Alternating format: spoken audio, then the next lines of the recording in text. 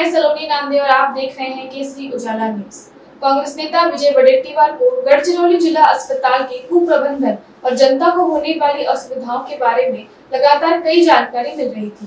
सभी शिकायतों को गंभीरता से लेते हुए आज अस्पताल में स्वास्थ्य सेवाओं की उन्होंने समीक्षा की। इस दौरान कई गंभीर त्रुटियां उनके नजर में आई। इस अस्पताल में मरीजों का समय पर उपचार न होना, प्रसूताओं को निजी अस्पतालों में भेजना, नाइट शिफ्ट में वरिष्ठ एवं अनुभवी डॉक्टरों का न होना, अस्पताल में बंद लिफ्ट, फायर ऑडिट के बाद भी उचित सावधानियों का अभाव, रिक्त पदों जैसे कई गंभीर मुद्दे हैं। या हॉस्पिटलमध्ये अनेक गोष्टीची पूर्तता होणे बाकी आहे। मी आज आढावा घेताना अनेक पेशंटला भेटलो। खरं तर गव्हर्नमेंटने इकडे रिक्रुटमेंट करताना अनेक जागा रिक्त ठेवल्या आहेत। अत्यावश्यक सेवा असताना त्या जागा तातडीने भरण्याची आवश्यकता होती, परंतु अजूनही मेडिकल सुपरिटेंडेंट असतील, क्लास 2 क्लास 1 आणि पॅरामेडिकलचा स्टाफ असेल, हे सगळ्या जागा मोठ्या प्रमाणात रिक्त ठेवल्या आहेत। त्या तातडीने भरायची मागणी मी करणार आहे।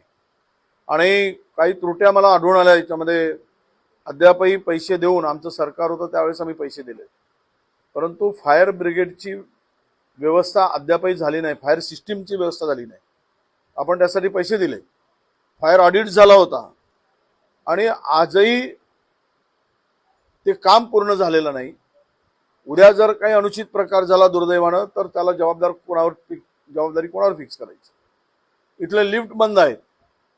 ऑर्थोपेडिकचा तिसऱ्या माळ्यावर ऑर्थोपेडिकचा वार्ड आहे आणि त्या पेशंटला न्यायचा जर प्रॉब्लेम आहे। हे सगळे काही गोष्टी फार मला या हॉस्पिटलमध्ये दुर्लक्षपणा दिसतोय। मी आता काही सूचना केलेल्या आहेत। रात्रीच्या वेळेस पेशंट क्रिटिकल होतो त्यावेळेस त्याला अटेंड करणारे डॉक्टर जे असतात ते ज्युनियर असतात, ते एखादा सिनियर डॉक्टर रात्रीच्या वेळेस दिला गेला पाहिजे आणि पेशंट आल्यावर लगेच ऍडमिट करून घेतला गेला पाहिजे। स्टाफचा जरा खालच्या स्टाफचा जरा लोकांशी संवाद आणि बिहेवियर बरोबर नाही, तो त्यामध्ये दुरुस्त केले गेले पाहिजे। त्यांना ट्रेनिंगच दिली गेली पाहिजेत असे मी त्यांना सांगितलेलं आहे। मुळात हे एक मोठं हॉस्पिटल या भागामधलं आहे।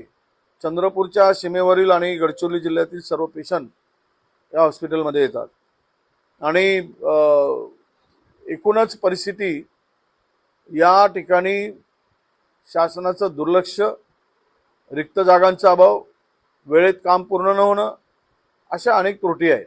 अजूनही ते MRI नाही, जनरल हॉस्पिटल एवढं डिस्ट्रिक्ट प्लेसचं असो। अद्यापही कार्डियाक डिपार्टमेंट अजूनही झालेलं नाही, त्याला जागा उपलब्ध नाही। खरं तर या अत्यंत आवश्यक होत्या। इथून पेशंटला प्रायव्हेट किंवा नागपूरला आणि ब्रह्मपुरीला साध्या पेशंटला पाठवावं लागतं। इथे एंजिओग्राफीची व्यवस्था नाही, एंजिओप्लास्टी होऊ शकत नाही। म्हणजे पेशंट हार्टचा जर पेशंट असेल तर त्याचं निदान करायसाठी आपण काही करू शकत नाही, अशा प्रकारची परिस्थिती आहे।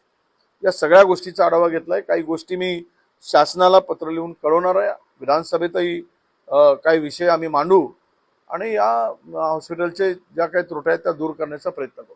दुर्दैव आहे की पालकमंत्री होम मिनिस्टर आहे, आरोग्य मंत्री तर अखंड बुडालेला आहे भ्रष्टाचारामध्ये।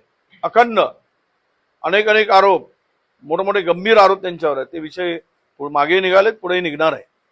त्यांचं लक्ष नाही आहे, सरकारचंच लक्ष ऐकून या सगळ्या अत्यंत आवश्यक असलेल्या सेवेकडे नाही आहे। यांना टेंडरमधून कमिशनमधून टेंडर, एवढीच त्यांचं सध्या काम चाललेलं आहे।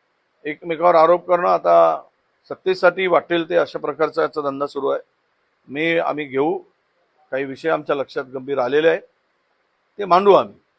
परंतु एक लक्षात ठेवलं पाहिजे की ग्रामीण भागातील आणि नक्षलग्रस्त भागातील ही व्यवस्था पूर्ण पद भरण्यासाठी इथे कोणी थांबवू शकत नाही। कशाची परमिशनची गरज नाही।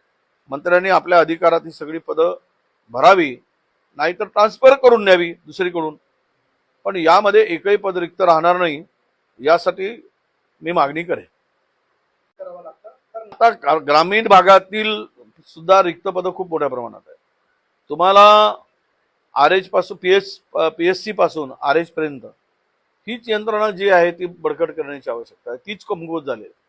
मोठ्या प्रमाणात रिक्त पद आहेत। आणि आज आपल्याला MBBS डॉक्टर आता आपण सुरू केलेत, पण पूर्वी BAMS वर आपल्याला डिफेंड राहावं लागत होतं. आणि बऱ्यापैकी आता आशा वर्करच्या सुद्धा ट्रेनिंग पुन्हा अपडेट करण्याची गरज आहे. त्या सुद्धा चांगली सेवा करतात, हॉस्पिटलला पोहोचतात. पण हॉस्पिटलमध्ये आल्यानंतर जितका रिस्पॉन्स डॉक्टर आणि स्टाफ कडून मिळाला पाहिजे तो मिळत नाही, अशा गंभीर स्वरूपाच्या तक्रारी आहेत. आणि पर्यायानं आपल्याकडे आता पाहिलंय, खरं म्हणजे गडचिरोली जिल्ह्यात सीझरचं प्रमाणच नसायला पाहिजे, कारण आमची राबणारी बाई आहे, मेहनत करणारी बाई आहे, काम करणारी बाई आहे, नॅचरल डिलिव्हरी व्हायला पाहिजे. पण इथे सुद्धा रेफर केलं जातं. आणि आमच्याकडे या म्हणजे चंद्रपूर गडचिरोली जिल्ह्यामध्ये महिला रुग्णालयामध्ये फार मोठा त्याच्यावर काय म्हणतात त्याला ओव्हरलोड आहे. ओव्हरलोड असल्यामुळं अनेक पेशंटला मग RH पासून PSC पासून प्रायव्हेट हॉस्पिटलमध्ये पाठवलं जातं. तिकडे 16 ते 18 हजार रुपये सीझरचे घेतले जातात. त्यातला काही कमिशन त्यांना मिळतो. अशा गंभीर तक्रारी आहेत. या तक्रारी दूर करण्याच्या सूचना आम्ही दिलेल्या आहेत. मी कलेक्टरच्या बरोबर पुढच्या आठवड्यामध्ये SP कलेक्टर आणि PWD आणि हॉस्पिटलची बैठक लावणार आहे. आढावा आम्ही घेऊ. त्यामध्ये या त्रुट्या दूर करण्यासाठी त्यांना आम्ही भाग पाडू.